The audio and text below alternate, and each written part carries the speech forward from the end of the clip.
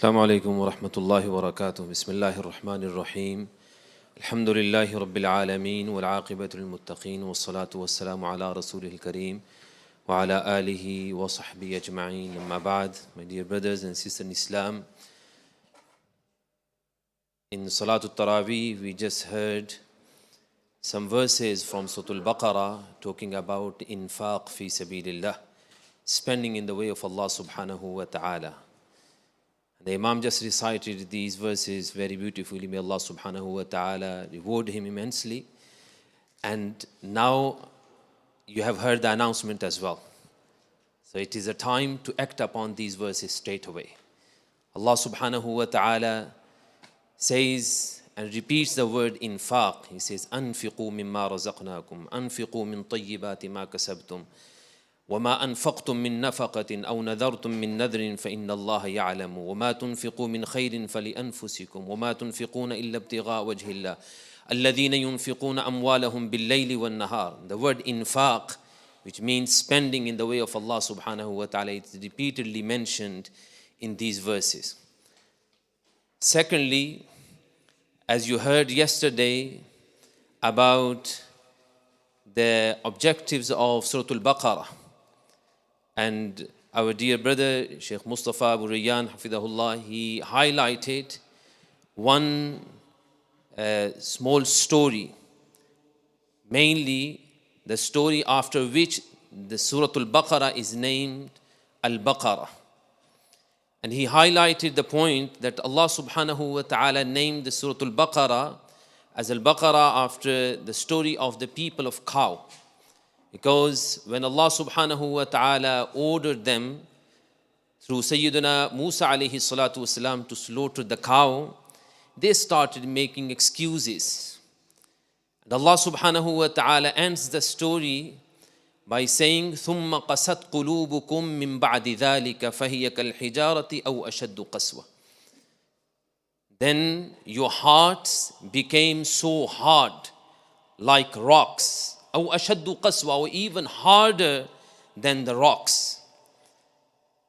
Which actually gives us a lesson that when you hear the commandment of Allah constantly, regularly, and you don't act upon them, rather you try to make lame excuses, excuse after excuse, excuse after excuse, and keep delaying it for months and years, and perhaps throughout your life, then what happens?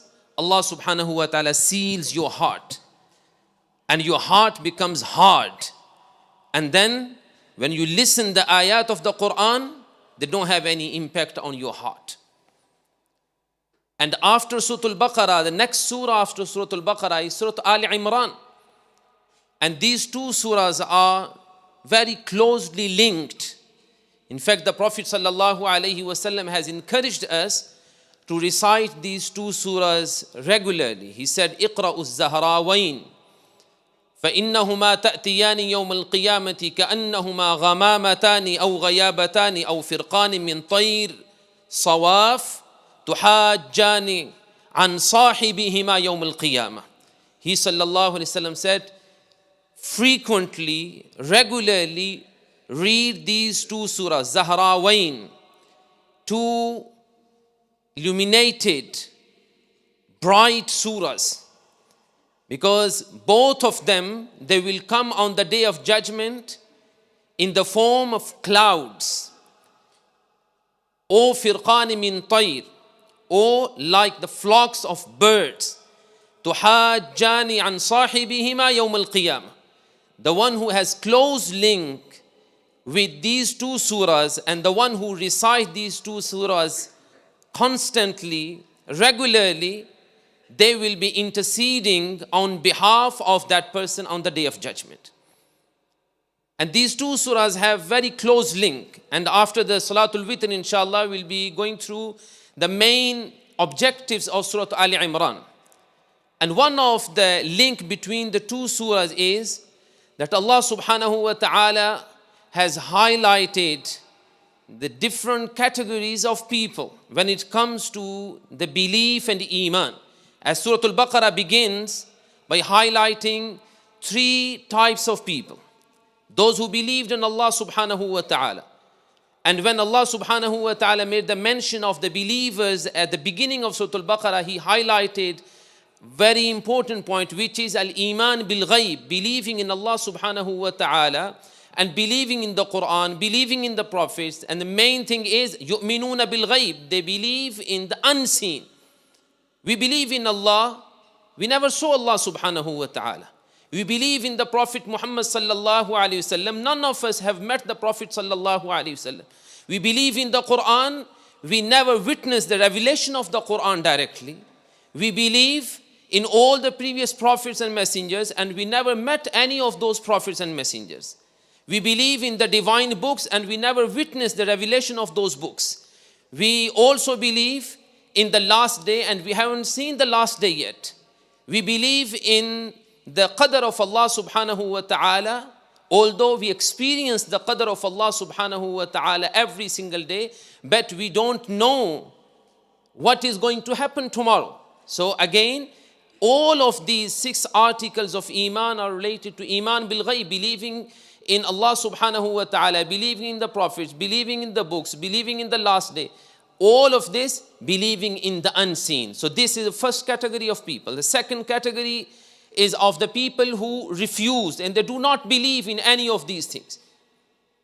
And the third category, which is worse than the second category, is the category of the hypocrites and the munafiqeen. Those who are in between, those who pretend to be believers, but in reality they are not believers. The same way Allah subhanahu wa ta'ala highlighted 2 main categories of people in Surah Ali Imran.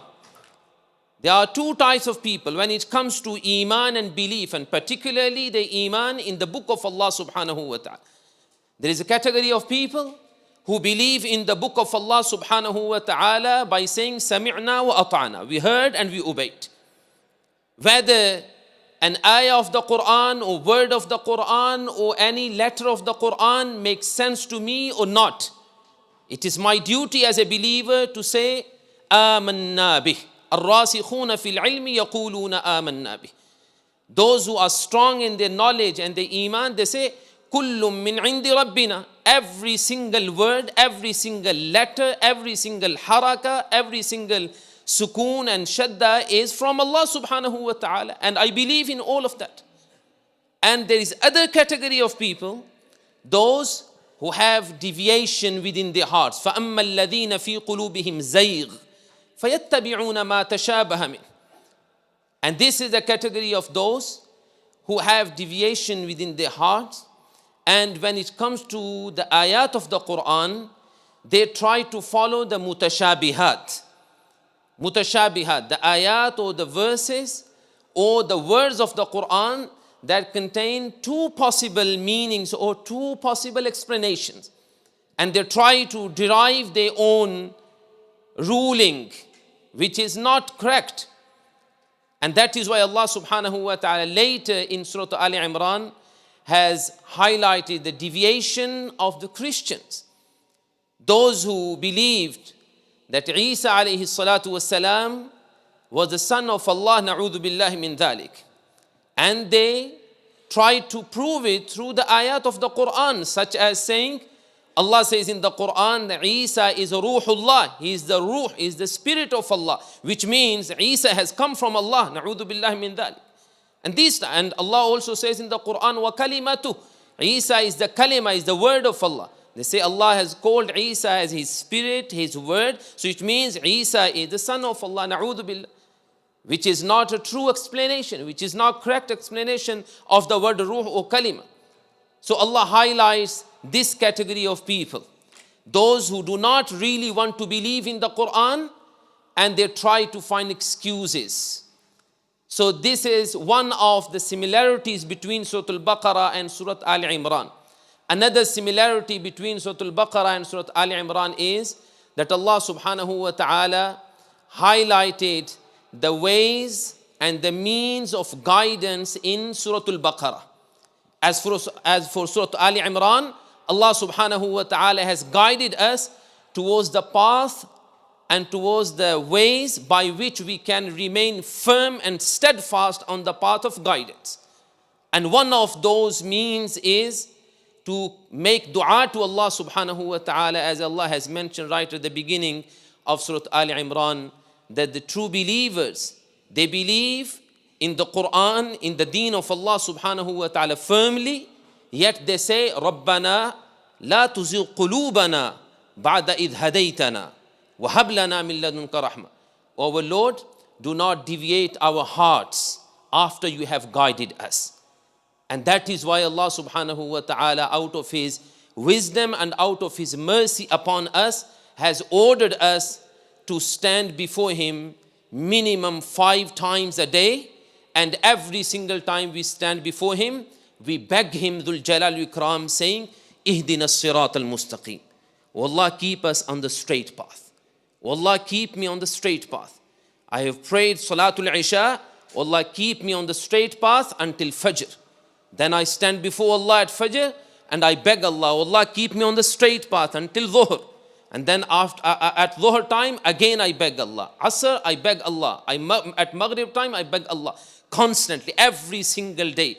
Because shaitan is our enemy and is after our iman. So we need Allah's assistance. And this is one of the greatest ways of remaining firm and steadfast on the path of hidayah and guidance, that you constantly ask Allah subhanahu wa ta'ala that Allah Dhul Jalal Ikram keeps you firm and steadfast. As he said, inshallah, after Salatul Witr, we'll be going through many other objectives of Surah Ali Imran. So I would like to request all the brothers and sisters to remain behind, inshallah, and benefit. Jazakumullahu khairan. Wassalamu alaikum wa rahmatullahi wa barakatuh.